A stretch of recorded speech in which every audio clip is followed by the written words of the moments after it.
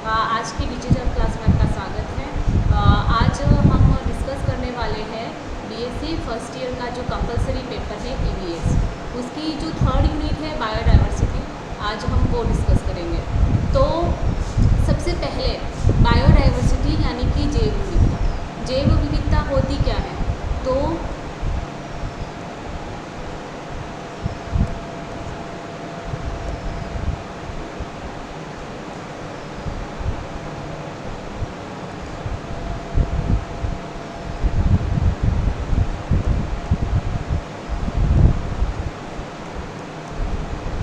जैव विविधता, इस जैव विविधता शब्द का मतलब क्या है? तो जो कोई एक स्पेसिफिक जगह है, वहाँ पर जहाँ जो भी प्रजातियाँ उपलब्ध हैं, रहती हैं, निवास करती है, चाहे वो पादप की हो, जीवों की हो या फिर सूक्ष्म जीवों की हो, तो ये जो सारी प्रजातियाँ एक ही जगह पर, एक ही स्थान पर निवास करती है, एक ही स्थान पर, उसको कहते हैं जैव विविधता। वो उस स्थान की जो है वो जैव विविधता कहलाती है। तो जैव विविधता की जो सामान्य सी जो परिभाषा रहेगी वो ये है कि जीवों में पाई जाने वाली जो विभिन्नता होती है उसको जैव विविधता कहते हैं। अब ये जो जैव विविधता है उसको हम किस प्रकार से क्लासिफाई कर सकते हैं? तो उसको हम बांट सकते हैं तीन टाइप की जैव विविधता के अंदर। अब उसमें सबसे पहली जो जैव विविधता आती है वो होती है स्पीशीज़ डाइवर्सिटी यानी कि जातीय विभिन्नता। तो सबसे पहली आती है वो होती है जातीय विविधता। अब ये जो जातीय विविधता होती है मतलब कि स्पीशीज़ डाइवर्सिटी,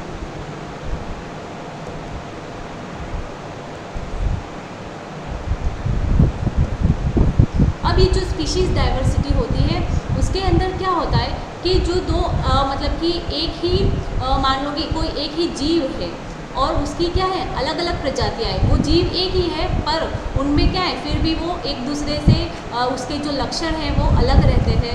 उनकी जो मॉर्फोलॉजी है, जो कि उनकी शरीर की बनावट रहती है वो अलग रहती है।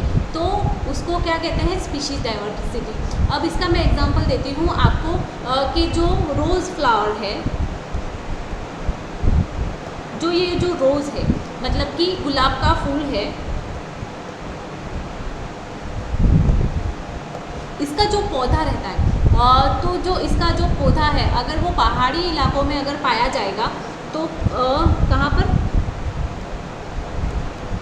पहाड़ी इलाकों में अगर पाया जाएगा तो इसका जो कोई पत्तियाँ होंगी वो क्या होंगी? बड़ी बड़ी होंगी। ये जो पौधा होगा वो कैसा होगा? लंबा होगा। मतलब कि क्या होगा? लंबा।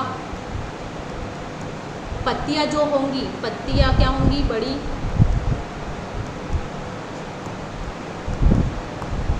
और इसकी जो रूह ये जो रहता है कहाँ पर? पहाड़ी इलाकों में। अब ऐसा क्यों होता है कि वहाँ पर जो है सनलाइट की वजह से है ना कि ज़्यादा मात्रा में एब्जॉर्ब नहीं हो पाती है, तो जो पत्तियाँ होती हैं वो क्या होती है? बड़ी होती हैं, जिसकी वजह से वो सनलाइट एब्जॉर्ब करके उसका जो भी फोटोसिंथेसिस का प्रोसेस है वो पूरा हो।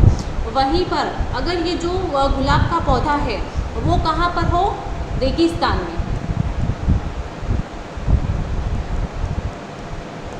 रेगिस्तान में अगर वो होगा तो इसकी जो भी पत्तियाँ होंगी वो कैसी हो? ये सबसे पहले ये कैसा होगा? छोटा होगा, है ना। उसके बाद में कंटीला होगा। इसकी जो पत्तियाँ होंगी वो क्या होंगी? छोटी होंगी। अब ऐसा क्यों होता है? क्योंकि ये जो रेगिस्तान होता है वहाँ पर सबको पता है कि पानी की जो है वो कमी होती है।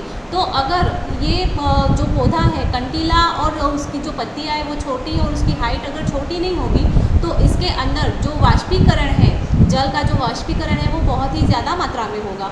और अगर ऐसा होगा तो फिर वो पानी जो है इनफ मात्रा में उसको नहीं मिल पाएगा। तो इस चीज़ को रोकने के लिए ये क्या करना है? अपने जो अनुकूलन के कारण उस अनुकूलन मतलब कि इसके अंदर अनुकूलन पाया जाता है उस वातावरण के कारण, ताकि वो उस वातावरण में सर्वाइव कर सके। तो ये जो सारी चीज़ें होती है वो क्या होती है? एक ही जो प्रकार का जंतु या फिर पादप है उसके अंदर पाई जाती है, पर अपने अनुकूलन के कारण वो अपनी बनावट में और अपने कार्यों में एक दूसरे से भिन्न होता है। इसको कहते हैं जातीय विभिन्नता। अब आती है जेनेटिक डाइवर्सिटी।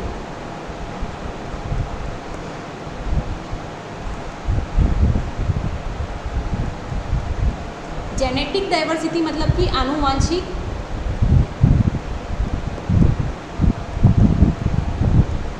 विभिन्नता या विविधता। अब ये जो आनुवंशिक विविधता होती है, इसके अंदर क्या होता है कि सबको पता है कि हमारा जो भी हमारे जो कैरेक्टर्स है, उसकी जो बेसिक यूनिट है, उसकी जो मूल इकाई है वो क्या है, जीन है। हमारे शरीर के अंदर डीएनए पाया जाता है, उसके अंदर जीन्स होते हैं, वो क्या करते हैं कि हमारे जो भी शरीर के कैरेक्टर्स हैं उसको शो करते हैं। तो ये जो जीन्स रहते हैं वो क्या रहते हैं, हर पर्टिकुलर जो भी स्पीशीज़ होती है, जो भी जीव होता है उसमें अलग अलग होते हैं, जिसके कारण उसके अंदर कलर है ना, उसके बाद में साइज़, ये और उसके बाद में जो अदर मॉर्फोलॉजिकल कैरेक्टर्स है, जो बाहर से जो दिखते हैं, उन कैरेक्टर्स में विभिन्नता इसी जीन्स के में चेंजेस के कारण आती है।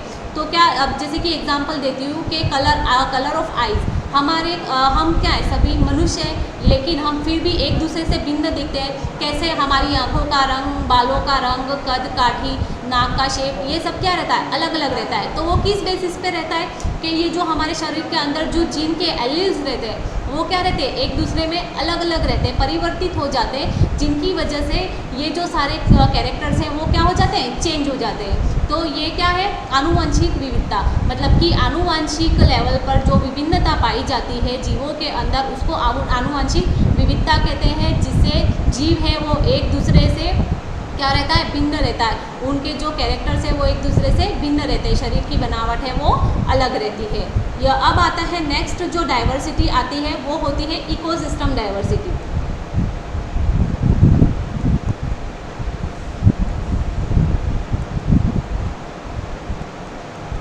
अब ये जो इकोसिस्टम डाइवर्सिटी यानी कि पारिस्थितिकी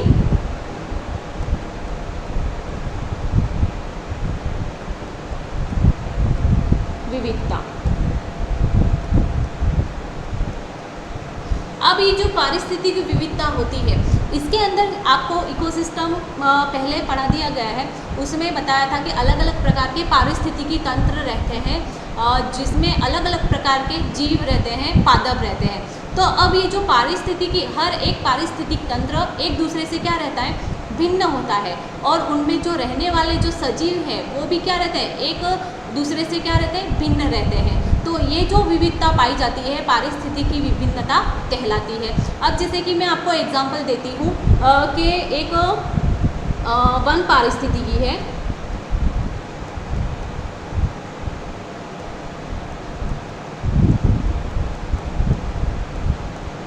और एक है मरुस्थल पारिस्थितिकी।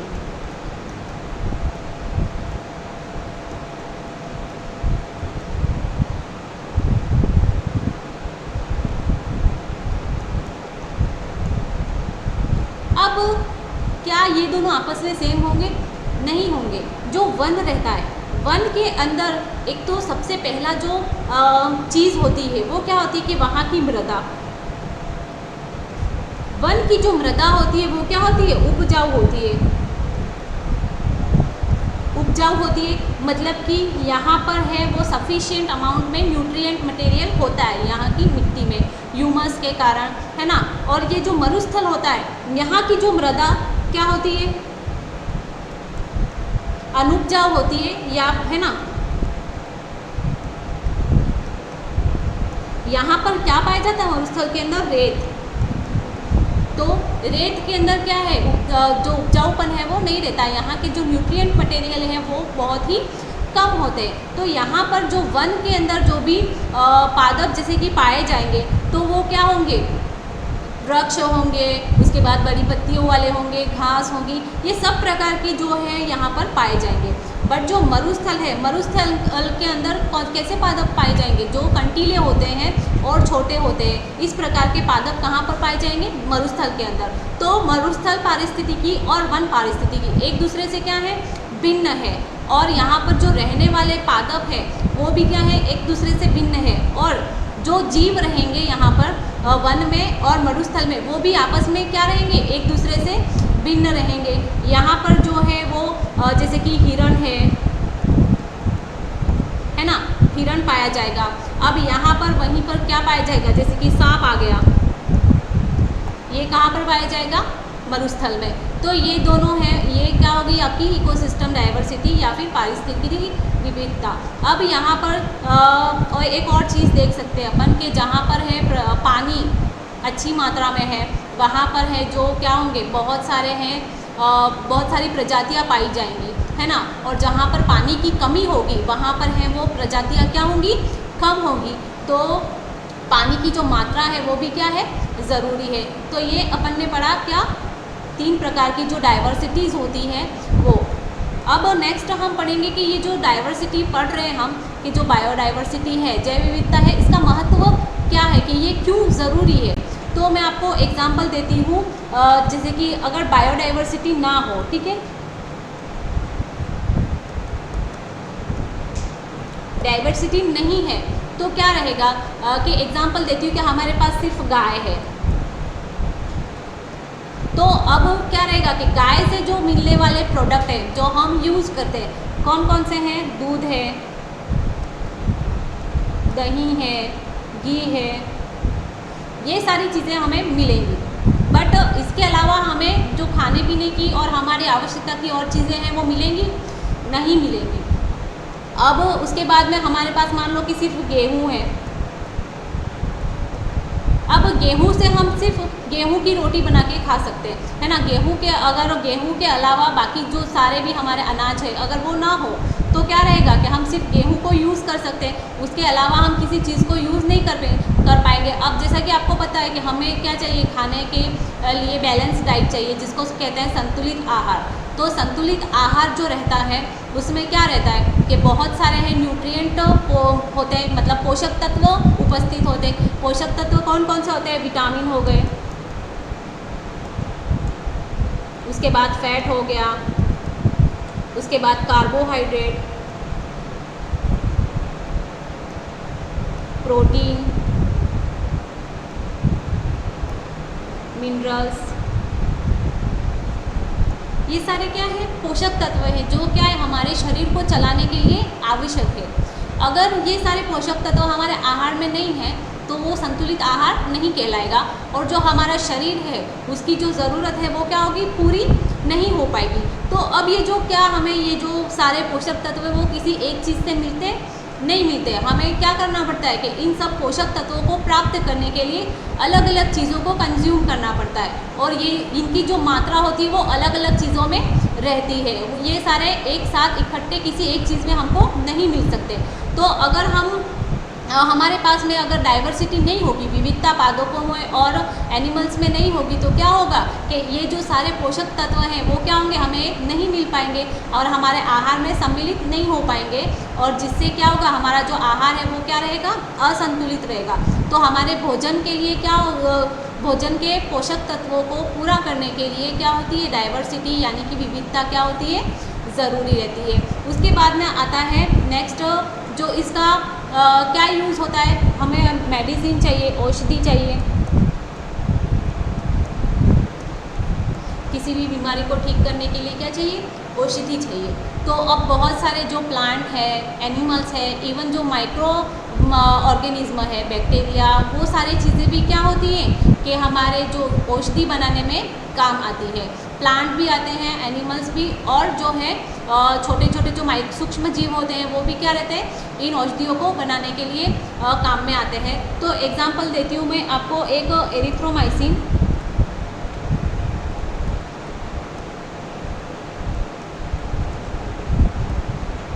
ये जो एरिथ्रोमाइसिन होती है वो हमें, जो एरिथ्रोमाइसिन होती है वो हमें कहाँ से मिलती है, कि जो कवक होता है, मतलब कि जो फंगी होती है, कवक से हमें क्या मिलता है, एरिथ्रोमाइसिन नाम की एक औषधि मिलती है, जो कि क्या होती है, एक एंटीबायोटिक होती है। इसी प्रकार से उसके बाद में जो बैक्टीरिया होती है,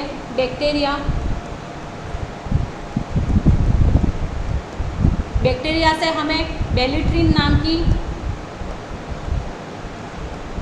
एक औषधि प्राप्त होती है। उसके बाद में जो है कैथेरेंथस,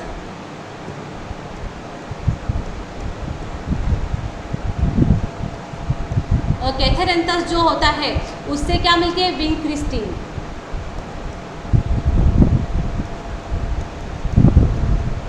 ये जो रहती है वो कैंसर को ट्रीट करने में काम आती है।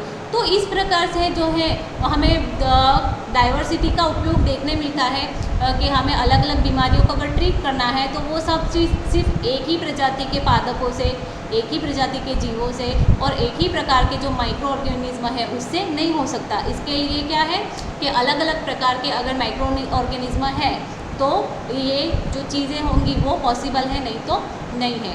तो इसी वजह से भी क्या है, डाइवर्सिटी है वो महत्वपूर्ण है। उसके बाद में आता है सौंदर्य। इसका सौंदर्य के रूप में इम्पॉर्टेंट है। कैसे कि जैसे कि कोई एक बगीचा है मान लो, उसके अंदर क्या है कि सिर्फ एक ही प्रकार का जो है पादप पाया जा रहा है। मान लो कि आम का सिर्फ वहाँ पे सिर्फ आम के पेड़ है। किसके पेड़ है, आम के। तो क्या वहाँ के जो भी सुंदरता है वो दिखेगी, नहीं दिखेगी। अगर किसी एक जगह पर अलग अलग प्रकार के छोटे बड़े पादप हैं, अलग अलग रंग के फूल है, तो वो क्या रहेगा कि उस जगह का जो सौंदर्य है वो क्या रहता है, बढ़ता है। और अगर नहीं रहता है, सिर्फ एक ही प्रकार का अगर कोई पादप या जीव वहाँ पर रहेगा तो उस जगह का जो है वो सौंदर्य भी क्या रहेगा, नहीं रहेगा। तो ये जो सुंदरता के मतलब कि हमारा जो नेचर है उसकी सुंदरता के लिए भी क्या है, इसका महत्व है, डाइवर्सिटी का जो है महत्व है।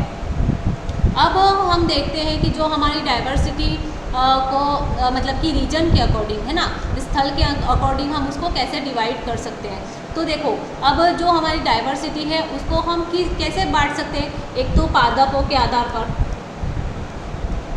जो उपस्थित रहने वाले पादप हैं उनके आधार पर हम डाइवर्सिटी को, जैव विविधता को बांट सकते हैं। उसके बाद में जीव जो रह रहे हैं, जीवों की जो उपस्थिति है ना, कितने प्रकार के कौन से जीव हैं वो वहाँ पे रहते हैं, उसके आधार पर। उसके बाद में जहाँ वहाँ का जो वातावरण है, वातावरण के आधार पर हम जो डाइवर्सिटी को है अलग अलग भागों में बांट सकते हैं। अब वातावरण में क्या रहेगा कि वहाँ का जो टेम्परेचर है, तापमान है ना, उसके बाद में जो है ह्यूमिडिटी है, आर्द्रता है, उसके बाद में वहाँ का जो सॉइल टेक्सचर है ना, मृदा वहाँ की कैसी है। उसके बाद में वहाँ पर जो लाइट है, सनलाइट की उपस्थिति मतलब कि सनलाइट की प्रेजेंस कैसी है। तो लाइट, उसके ये सारी चीज़ें हैं क्या रहती हैं, वातावरण में इंक्लूडेड रहती है। अब इन्हीं चीज़ों पर डिपेंड रहता है कि वहाँ पर किस प्रकार के जो है जीव जंतु और पादप पाए जाएंगे। अब पादप के आधार पर जो है विविधता को कितने पादप के आधार पर जो है न्यूबेगिन,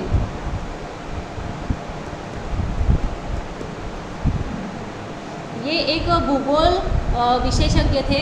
इन्होंने जो है पादप की जो विविधता है उसके आधार पर जो एरियाज़ है उनको कितने भागों में बांटा, 5 भागों में। उसमें सबसे पहला है पेंट्रोपिक एरिया।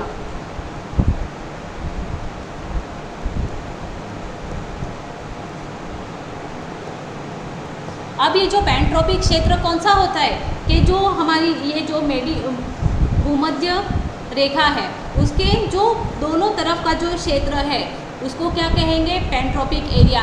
और इस पेंट्रोपिक एरिया में कैसे वन पाए जाते हैं, उष्णकटिबंधीय,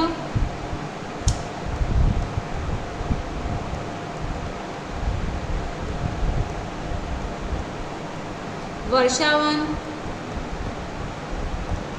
ये इस प्रकार के जो वन हैं वो इस एरिया में पाए जाएंगे। तो न्यूबेगिन के आधार पर सबसे पहला जो रीजन हुआ वो कौन सा हुआ, पेंट्रोपिक रीजन। इसके अंदर जो है रेन फॉरेस्ट आते हैं, है ना, ये हो गया सबसे पहला वन। अब उसके बाद में आता है उत्तरी पेलियो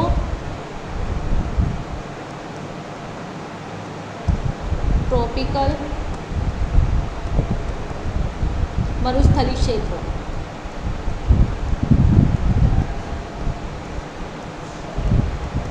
अब ये जो है पैलियोट्रॉपिकल मरुस्थलीय क्षेत्र, अब मरुस्थल है तो मतलब कि इसका मतलब क्या हुआ कि इसके अंदर जो सारे मरुस्थल हैं वो आएंगे। तो मरुस्थल जैसे बड़े बड़े कौन कौन से, सहारा हो गया, थार हो गया,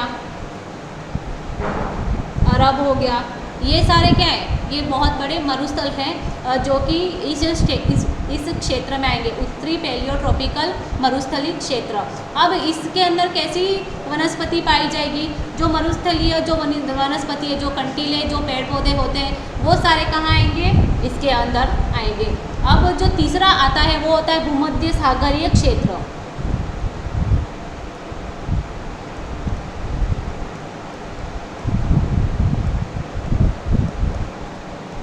अब जो भूमध्य सागरीय क्षेत्र है वो उसमें क्या आएगा कि जो भूमध्य सागर है उसके आसपास का जो भी एरिया रहेगा वो आएंगे।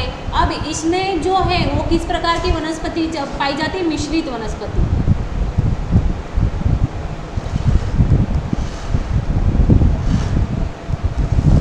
इसके अंदर कैसी भी वनस्पति पाई जाती है, मिश्रित वनस्पति। अब जो नेक्स्ट जो आएगा वो कौन सा होगा, होलार्क्टिक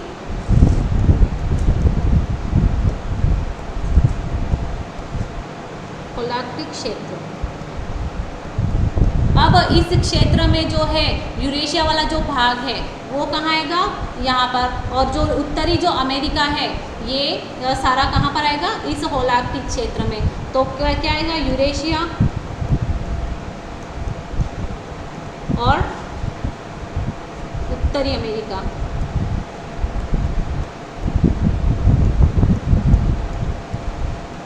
अब यहाँ पर जो वन पाए जाएंगे वो कैसे होंगे, कोणधारी। मतलब कि आपने क्रिसमस ट्री देखा ही होगा तो उसका शेप कैसा आता है, कोण के जैसा। तो इस प्रकार की जो सारी वनस्पति है वो कौन से एरिया में आएगी, होलार्क्टिक एरिया में। अब जो नेक्स्ट जो और आखिरी जो फिफ्थ है वो कौन सा होता है, ऑस्ट्रल क्षेत्र।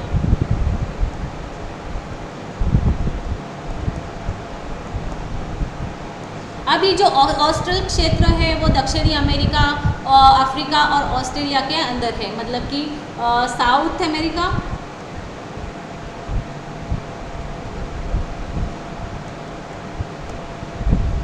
अफ्रीका और ऑस्ट्रेलिया, ये वाला जो रीजन होगा उसको क्या कहेंगे, ऑस्ट्रल रीजन या ऑस्ट्रल क्षेत्र कहेंगे। तो ये जो था वो न्यूबेगिन के आधार पर जो है उसने पादपों को वर्गीकृत किया था अलग अलग एरियाज़ के हिसाब से। तो ये उसका वर्गीकरण हुआ। अब जो नेक्स्ट है वो है R.A. स्लेटर। ये जो R.A. स्लेटर थे उन्होंने किसके आधार पर जो है स्थानों को बांटा के, मतलब कि पूरे विश्व में जो विभाजित किया वो किसके आधार पर किया, पक्षियों के आधार पर, है ना, कि कौन से एरियाज़ में किस किस प्रकार के पक्षी पाए जाते हैं उसके आधार पर है इन्होंने जो विश्व को है विभाजित किया। तो इसमें जो सबसे पहला आता है वो होता है पैलियार्कटिक।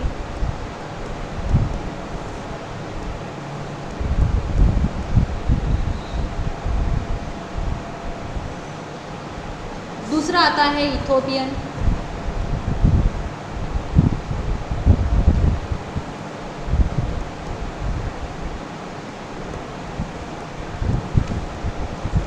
तीसरा होता है इंडियन,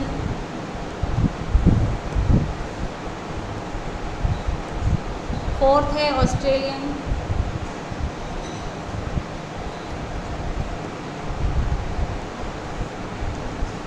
फिफ्थ है नीआर्कटिक,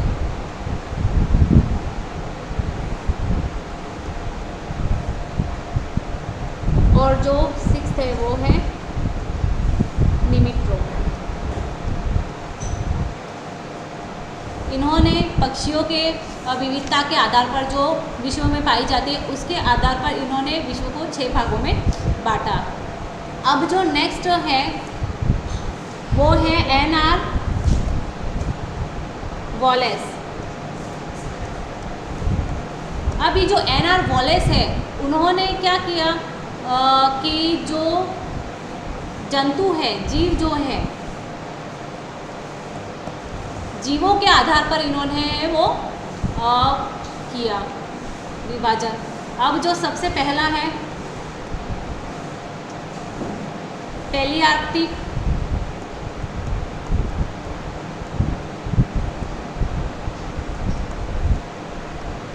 अब ये जो पैलियार्कटिक है उसके अंदर कौन कौन से रीजन आते हैं? साइबेरिया, यूरोपियन, ये जो सारे रीजन्स हैं वो किस में आते हैं? पैलियार्कटिक।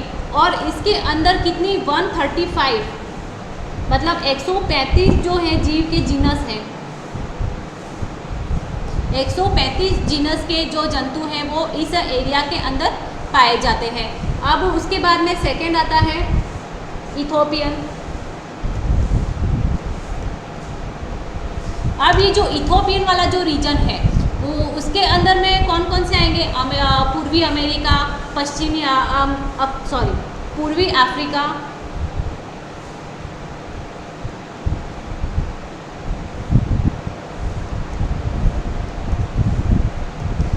उसके बाद में जो है उत्तरी अफ्रीका,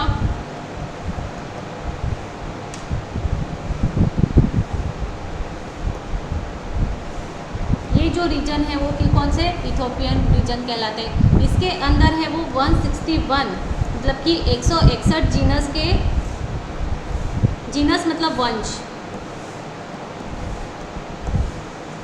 161 वंश के जीव यहाँ पर जो हैं पाए जाते हैं। अब जो नेक्स्ट जो थर्ड आता है वो होता है ऑस्ट्रेलियन।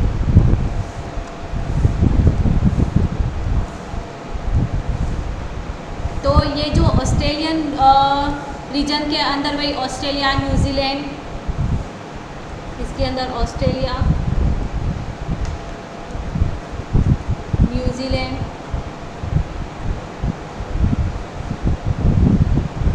ये जो रीजन है वो इथोपियन के ऑस्ट्रेलियन के अंदर आते हैं। अब आता है ओरिएंटल।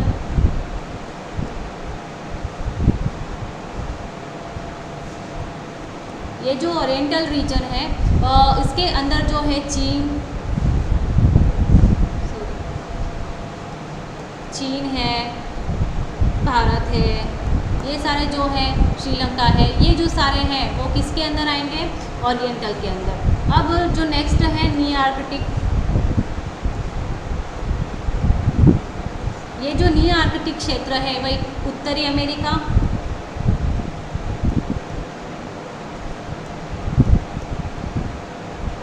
ग्रीनलैंड,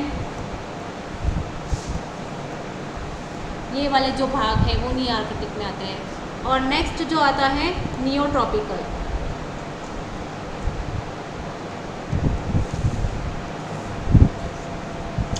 नियोट्रॉपिकल क्षेत्र, ये जो नियोट्रॉपिकल होते हैं इसमें दक्षिणी अमेरिका,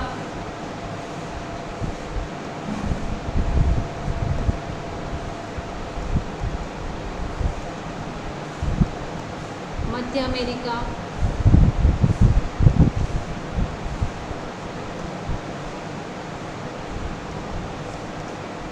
ये जो सारे भाग हैं वो इसके अंदर आते हैं। तो आज हमने क्या पढ़ा कि बायोडाइवर्सिटी किसे कहते हैं, उसका जो महत्व है, उपयोग है वो क्या है, और इसको किस आधार पर कौन कौन से जो जोग्राफिकल जो एक्सपर्ट्स हैं उन्होंने किस आधार पर इसको डिवाइड किया। तो बस आज के लिए इतना ही। आगे नेक्स्ट क्लास में हम नेक्स्ट टॉपिक को डिस्कस करेंगे।